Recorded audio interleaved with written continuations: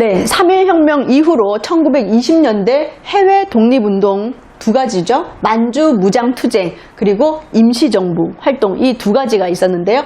임시정부 활동은 어떻게 이루어졌는지 한번 보도록 하겠습니다. 우리나라 내에서 독립운동이 아닌 해외에서는 중국 땅에서 그 우리나라의 압록강과 두만강 위쪽 만주 지역에서는 무장투쟁이 일어났고, 그 중국의 만리장성 아래쪽에 뭐 베이징이라든지 상해라든지 이쪽 지역에서는 임시정부 활동이 있었는데요. 임시정부는 크게 세 단계로 나눕니다.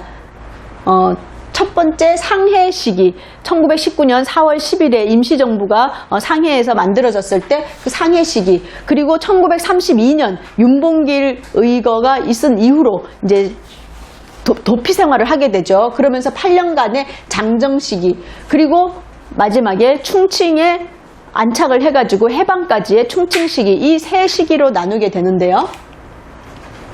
이 임시정부라는 것은 사실은 처음에 1910년대에 나라를 잃고 나서 많은 독립운동가들이 해외로 이제 나가서 독립기지를 만들었잖아요. 그랬을 때 이 연해주 지역 블라디보스토크의 대한국민의회가 제일 먼저 조직이 됩니다. 그리고 이제 한성정부도 서울에서, 이 한반도 내에서는 한성정부가 있었고요. 그 다음에 상해에서는 이 상해라는 특수성이 있었다고 이야기 드렸죠. 상해라고 하는 이런 지리적인 특징, 그 다음에 프랑스라든지 영국이라든지 많은 조개지가 있어서 일제가 함부로 할 수 없는 그런 자유로운 도시가 상해였기 때문에 이 상해에서 또 대한민국 임시정부가 수립이 되었었습니다. 그러다가 나중에 3.1혁명이 일어나는 걸 보고, 자, 이제 이걸 통합을 하자라고 해서 정통성은 한반도 내에 한성정부에 두지만 실제 활동을 하는 것은 상하이 대한민국 임시정부로 하자라고 해서 이런 임시정부가, 통합 임시정부가 상해에 만들어지게 되는 것입니다. 그런데 그 당시에 대통령을 이승만으로 이제 하게 되고요. 이때 1918년에 1차 세계대전이 끝나면서 외교적인 노력을, 국제적인 어떤 혼란기 속에서 외교적인 노력을 해야 되겠다라고 했기 때문에 또 이때 이승만을 대통령으로 세웠고요. 국무총리는 연해주에서 활동하고 있었던 이동휘가 국무총리를 이제 하게 되는 거죠. 그래서 이렇게 하게 되는데요. 이때 1919년 3.1혁명 이후로 이 한 달 있다가 4월 10일에 임시정부가 세워지면서 무슨 이야기를 하냐. 독립선언서, 3.1혁명 때 했던 독립선언서에는 어떻게 시작하죠? 5등은 자의 조선의 독립국임과 조선인의 자주민임을 선언하노라, 이렇게 시작을 합니다. 뭐예요? 독립국이면서 우리는 자주민이다 라는 것을 선포하게 되는 거예요. 그래서 이 임시정부가 가지고 있는 의미는, 우리가 독립국가를 선포를 했잖아요. 그 독립국이 지금은 일제의 땅은 빼앗기고 있지만 정부를 만들어서 우리가 자유민이면서 독립국임을 선언하면서 이 대한민국이라고 하는 자주민들이 만든 민국을 일단 임시로 이 상해 지역에 정부를 만든다라고 하면서 4월 10일에 만들게 되는 것입니다. 그런데 우리가 지난 시간에 봤듯이 이 임시정부의 토대, 그 다음에 3.1혁명의 그 토대는 이제 신규식을 이야기하면서 이 지역의 신한 청년단들이 파리에 대표를 보내면서, 김규식을 보내면서 우리 조선인들이 독립을 원한다는 제스처를 해줘야 된다라고 했을 때, 그러면 독립 만세를 외치겠다라고 하면서 28 독립선언도 발표되고 이렇게 이어졌잖아요. 그럴 때 그 중국에서 이미 신해 혁명이 1911년에 일어났을 때 그 1000년이 넘는 세월 동안 그 황제가 다스리던, 왕이 있던 국가에서 혁명을 통해서 민국이 만들어지는 그 변환기를 보고 많이 비슷하게 이제 그걸 보고 이제 이 임시정부도 만들어지게 되는데요. 그 당시에 중국과 우리 한국을 본다면 국호는 중화민국, 그 다음에 우리는 대한민국을 만들게 되면 대한민국 임시정부잖아요. 대한민국. 그 다음에 연호도 이때 중화민국 몇 년, 대한민국 원년, 대한민국 1년 이렇게 이야기를 하거든요. 그렇게 했고요. 정체는 뭐냐? 둘 다 민주공화제. 그 이전까지 어떤 복벽주의, 일부의 복벽주의라든지 다시 왕을 세워야 된다 이런 것들이 부분적으로 있었지만 이때는 완전히 3.1혁명 이후로는 국민이 주인이 되는 민주공화제로 선포를 하게 됩니다. 그리고 정부는 우리는 일단은 지금은 임시정부, 앞에 임시만 붙게 되고요. 의회도 국회, 임시의정원이라고 하는 국회를 설립하게 됩니다. 법률도 헌법, 우리는 헌장과 헌법이고요. 통수권자는 중화민국의 경우는 임시대총통이라 그래서 손문, 그 다음에 위안스카이 이렇게 되는데 우리는 임시대통령으로 이제 되는 거죠. 자, 그래서 이제 국가가 우리는 1919년 이때 임시정부를 만들 때와 1948년 해방이 된 이후에 1948년 우리 대한민국 정부를 만들 때 보면 국가는 대한민국, 똑같은 대한민국이에요. 연호도 마찬가지고 국기도 태극기, 정부는 이 당시에는 임시였지만 이제 임시가 띄어지고 정부 48년에는 의회도 임시의정원이었지만 이제는 국회, 그 다음에 헌법도 헌장헌법이었지만 이제 헌법, 통수권자도 임시 대통령이었지만 임시만 빼고 대통령. 그랬기 때문에 1948년의 대한민국은 어디에 원류를 둔다? 1919년 임시정부, 대한민국 임시정부에 그 원류를 둔다는 것입니다. 그렇기 때문에 우리나라의 역사를 이야기할 때 있어서는 48년부터 이야기하면 된다 안 된다? 안 된다. 대한민국이 언제 만들어졌다? 1919년에 만들어졌다는 것입니다. 그래서 이 김희곤 박사님은 어떻게 이야기하시냐면 식민지 근대화론을 이야기하는 사람들, 이 사람들 잘못된 것이다. 식민지 근대화론이라는 이 말 자체가 없어야 된다. 무슨 말이 있어야 된다? 독립운동 근대화론을 나는 주장한다. 특히 독립운동 근대국가 건설론을 주장한다라고 이야기하십니다. 그건 뭐냐면 1919년에 이미 우리가 독립운동을 하면서 그 정통성을 가진 근대국가를 이때 만들었다는 거예요. 식민지 때 일제가 식민지 하면서 근대국가를 성립한 것이 아니라 그 식민지 치하에서 독립운동을 하면서 우리는 근대국가를 만들었다. 근대국가 체제를 만들었다라고 주장을 하시면서 식민지 근대화론을 비판하고 계시는 그런 박사님이 계십니다. 그래서 임시정부는 그 체계를 중앙과 지방으로 나눠서 체계를 만들었습니다. 지금도 우리나라는 이제 3권 분립이 되어 있잖아요. 입법부, 행정부, 사법부. 이 당시에도 그대로 임시의정원이 입법부였고요. 그다음 국무원이 행정부, 법원, 사법부가 있었어요. 그래서 이제 임시의정원에서는 독립운동의 방향과 방법을 결의했고요. 국무원도 내무, 재무, 외무, 법무, 학무, 교통, 노동 다 있었습니다. 그다음 법원도 이렇게 해서 헌법도 계속 개헌도 이렇게 했었고요. 그리고 지방에는 이 연통제와 교통국이라고 하는 거를 만들어 놨어요. 그래서 연통제는 뭐냐면 군자금이라든지 이런 거를 조달하는 곳이 연통제였고요. 교통국은 정보를 수집하고 소식을 전하는 이런 교통국이 마련이 되어 있어서 국내와 끊임없이 연락을 하면서 군자금 확보도 해나갔던 그런 독특한 지방 조직까지도 있었습니다.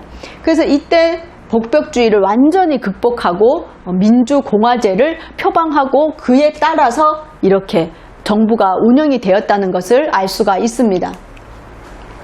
그러면서 1920년에 독립전쟁 원년의 해를 선포를 하면서 실력 양성뿐만이 아니라 독립전쟁도 병행해야 된다라는 그 노선을 가지고 활동을 하면서 만주의 무장단체와 연계를 하려는 그런 노력들을 하게 됩니다. 그러면서 이제 대한광복군 총령이라고 하는 그런 무장 세력들과 같이 해서 이런 걸 만들게 되고요.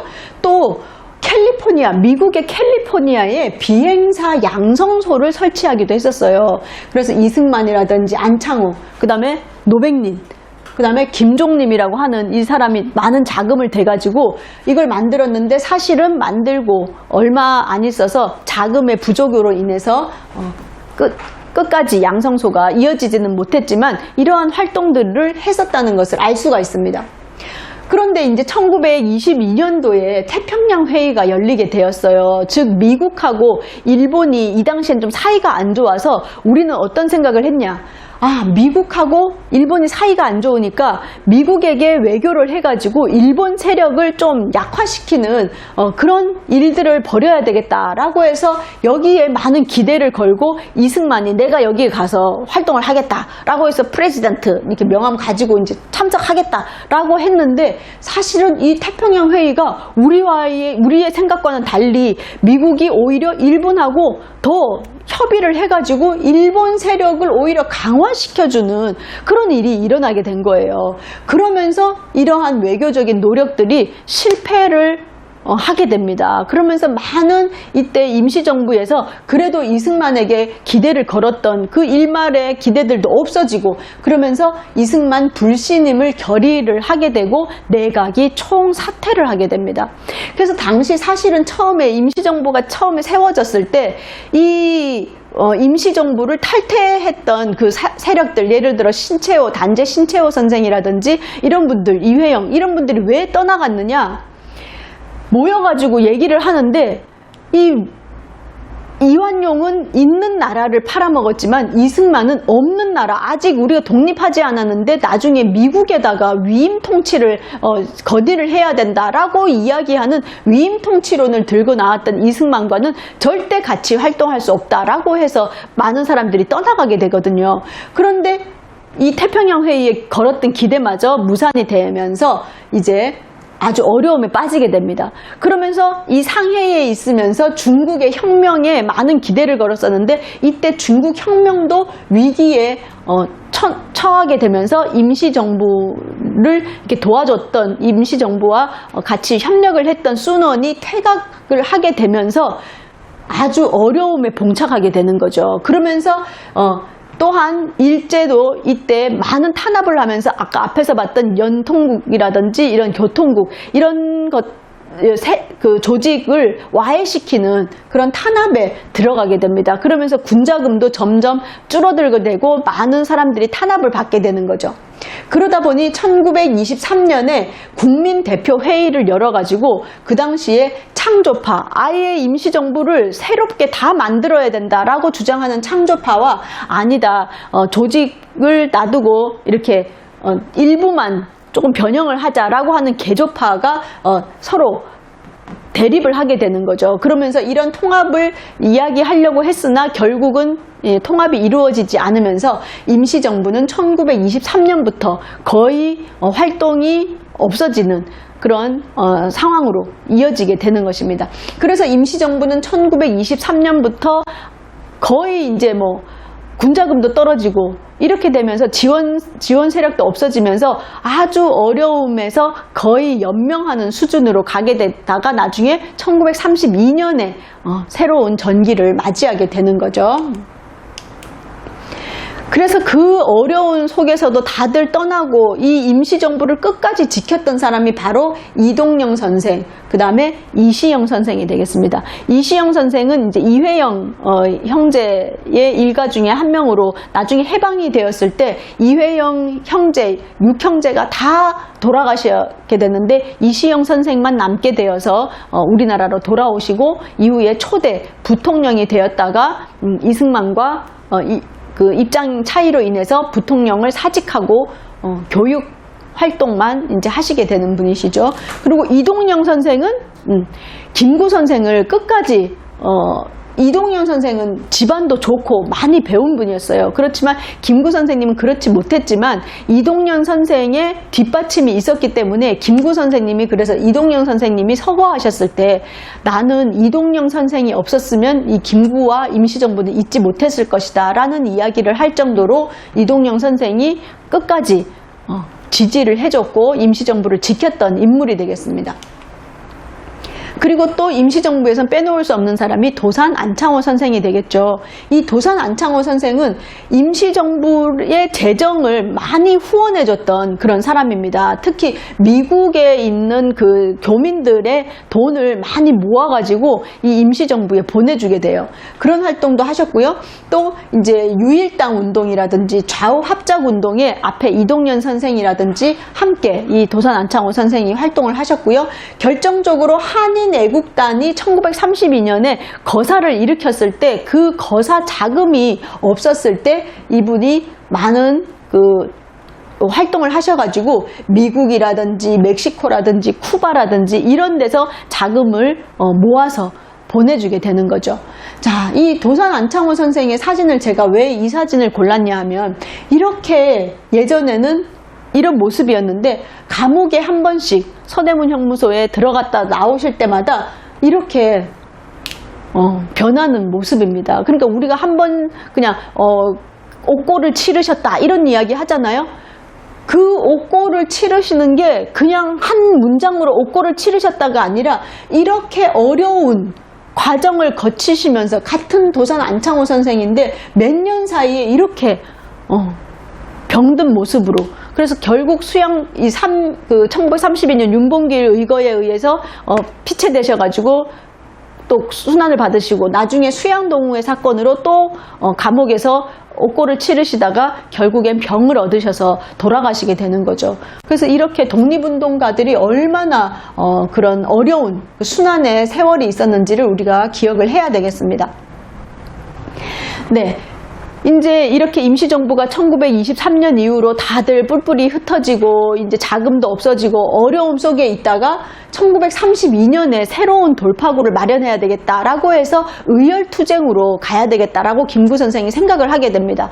그래서 이제 이러한 자금들을 모아가지고 1932년에 이봉창 의사가 일제 그 중심 동경에 가가지고 일왕이 지나가는데 그 일왕에 다가 폭탄 투척을 하는 그 의거를 일으키게 되는 거죠. 그래서 전 세계가 놀라게 된 거예요.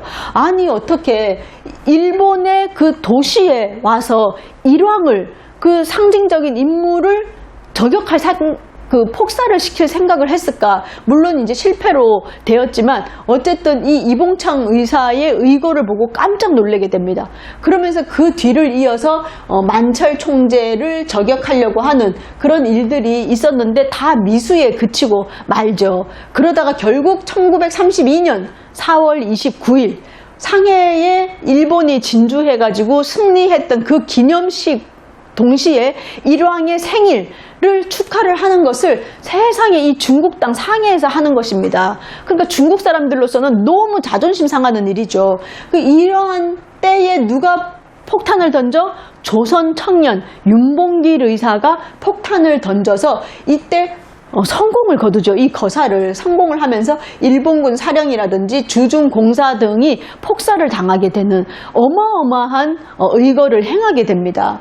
그러다 보니 이 중국 사람들이 깜짝 놀라면서 수억의 중국인이 하지 못한 일을 조선 청년 한 명이 해냈다라고 하면서 그 윤봉길 의사를 칭송하는 글들을 쓰게 되는 거죠. 그러면서 이제 장개석, 중국의 장제스가 김구 선생을 초빙을 하게 되죠. 그래서 같이 만나서 뭐를 하게 되냐? 김구 선생은 그냥 그 군자금 정도 지원을 받을 줄 알았더니 장개석이 얘기하죠. 아, 이렇게 조선 청년들이 용감하고 한지 몰랐다. 그 사람들을 길러내야 되지 않겠냐. 그러면서 로양 낙양군관학교에 한인 청년 특별반을 만들 테니 여기서 조선 사람들을 훈련을 시키자라고 이야기를 하게 됩니다. 그러면서 김구나 지청천, 김원봉 이런 사람들이 그 밑에 있던 청년들을 파견을 해서 로양 군관학교에서 그 교육을 받을 수 있게 되는 계기가 됩니다. 그리고 이때 한국 독립군 지도부를 김구 선생이 초빙을 하게 되죠. 그래서 지청천 장군도 이 관내로 만주에서 이제 관내로 이동을 하게 되는 것입니다. 네, 그런데 이제 이 일제는 1927년부터 산둥에 출병을 하지를 않나 또 31년에 만주 사변을 일으켜가지고 1932년에 만주국이 성립이 되죠. 그리고 상하이 사변도 일으키게 되고요. 32년에 그리고 36년에 시안 사건이라든지 또 1937년 난징 대학살 수십만의 중국인을 완전 산채로 땅에 묻는다든지 끔찍한 학살을 이 난징 대학살을 일으키게 되죠. 그래서 1930년대에 이 중국이 아주 혼란기에 일제가 침략을 하게 되는 이러한 시기를 맞이하게 됩니다. 그래서 1932년에 윤봉길 의거 이후로 임시정부도 피난을 가게 되는데요. 그거에 맞서가지고 맞물려가지고 1930년대에 중국이 아주 일본의 침략을 받으면서 어려움에 봉착하게 됩니다. 그러면서 항저우를 시작으로 난징, 우한, 창사, 광저우, 리저우, 구이양, 차창을 거쳐서 1940년에 상해를 떠난 지 8년 만에 충칭에 도착을 하게 됩니다. 그래서 1940년에 충칭에 정착을 하면서 충칭 시기를 맞고 9월 17일에 한국광복군 총사령부를 창립을 하게 되는 것이죠. 그러면서 비로소 당정군, 즉 한국독립당, 그 다음에 임시정부, 한국광복군 체제가 정립이 되면서 이때부터 임시정부 주석, 김구 주석이 파워를 가지면서 안정적으로 임시정부를 운영을 할 수가 있게 됩니다. 그러면서 1941년에 대한민국 건국강령을 발표를 해요. 이 건국강령 또한 조소왕 선생이 기초를 했는데요. 여기에 보면 우리 대한민국은 민주공화제로 하고, 그리고 우리는 단군의 자손으로 제세이화, 홍익인간 제세이화를 우리가 전 세계의 평화에 기여하는 그런 민족이어야 된다, 이런 이야기도 하고요. 그리고 교육도 의무적으로 시켜야 된다. 그리고 국유 토지는 국유로 한다. 개인이 재산을 불리는 것이 아니라 이 국가가 관리해서 노동자 농민도 다 잘 살게 한다라는 그런 사회주의 이념까지도 같이 들어있는 그런 건국강령이 만들어지게 됩니다. 그 당시에 대부분의 독립운동들이 강령을 발표를 했는데요. 그 강령에는 다 비슷한 이러한 강령들이 마련이 되게 됩니다. 그러고는 1942년에 김원봉이 이끄는 조선의용대가 화북지역으로 일부 올라간 그 세력 말고 남아있던 그 김원봉의 대대가 이쪽으로 임시정부로 와서 같이 한국광복군과 통합을 하게 되는 거죠. 그래서 제1지대에 이 조선의용대 1대대가 들어와서 1대대를 형성을 하게 되면서 드디어 통합을 이루게 되는 거죠. 그 이후로도 러시아 지역에 이충노라는 사람을 파견해서 러시아 지역의 독립운동 세력과도 연락을 했고요. 또 미주 지역 재미한족연합위원회와도 계속적으로 연락을 하고, 특히 프랑스에는 예전에 그 김규식이 먼저 이제 갔었잖아요. 그 이후에 서영해라는 사람이 프랑스 주재 그 대사로 거의 임명이 되면서 임정을 승인받게 됩니다. 프랑스에서. 그래서 이러한 전 세계와 연락을 하는 그런 활동들도 이었다는 것을 알 수가 있습니다. 그래서 1940년에는 임시정부가 한국독립당, 민족주의 계열의 통합정당이죠. 보수적이라고 하지만 한국독립당이 이제 주도를 하고, 그다음 민족혁명당 및 일부 사회주의 계열 인사까지도 참여를 하게 됩니다. 그리고 미국 재미한족연합위원회가 자금도 지원을 해주고, 그래서 조선독립동맹, 조선의용군, 김원봉의 조선의용군과 같이 통일전선도 만들어지면서 대한민국 임시정부는 이러한 활동들을 쭉 이어지게 되고, 1943년에는 광복군이 그 OSS라고 해서 미국의 OSS, 지금의 그 CIA의 전신이라고 하죠. 그 OSS 부대와 같이 연합을 해서 훈련을 하면서 미얀마 전선, 인도 전선의 연합군의 일원으로 파견이 되어서 전투도 벌이게 됩니다.